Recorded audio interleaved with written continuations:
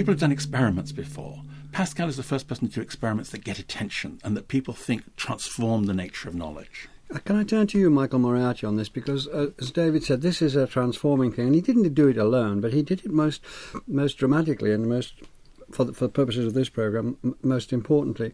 His approach to science, compared to the approach to science of thinkers who had come before him, which was basically a priori and metaphysical, read the books. If you want to know about medicine, read Galen, don't open anybody up, and so on. He was very, very firm, and it was radical at the time, and he was condemned for it, that was not the way to do science. Exactly, and he cuts it off both from authoritative books. He says there are sciences that depend on authority, theology and law. You've got to read the books there.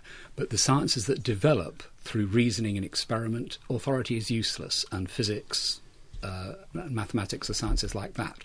So no authority in books, and again, as you say, no a priori metaphysics. In fact, he cuts science off from metaphysics. He says there's no point, like Aristotle, in trying to define time and movement. We know what we mean. We can't define these basic terms. We just know what they mean. So we can't know what ultimate reality is, but we can do science. We can get results in mathematics and in physics and so forth without a knowledge of ultimate reality.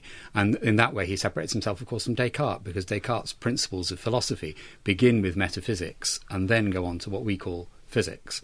And Descartes' theory is if you can't do proper physics unless you've got an accurate metaphysical grounding. For Pascal, that doesn't matter at all. So in that sense, he's very modern in the sense of separating the practice of the investigation of nature away from the quest for an ultimate reality, which he thinks, like Montaigne, we can't ever access. Yes, and that's at the centre of a great deal that he does. We're going to come to his writings.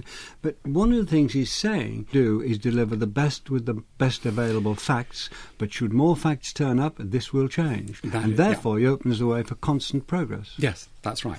Yeah. Truth belongs in a different realm. Revelation gives you truth, but science is a progressive accumulation of truth of that sort, yes.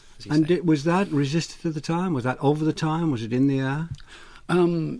It's picked up by so many other people, I think, as my colleagues could explain, I think, in Britain and France later on, that notion of science as a gradual Newton says rather similar things about science as accumulation.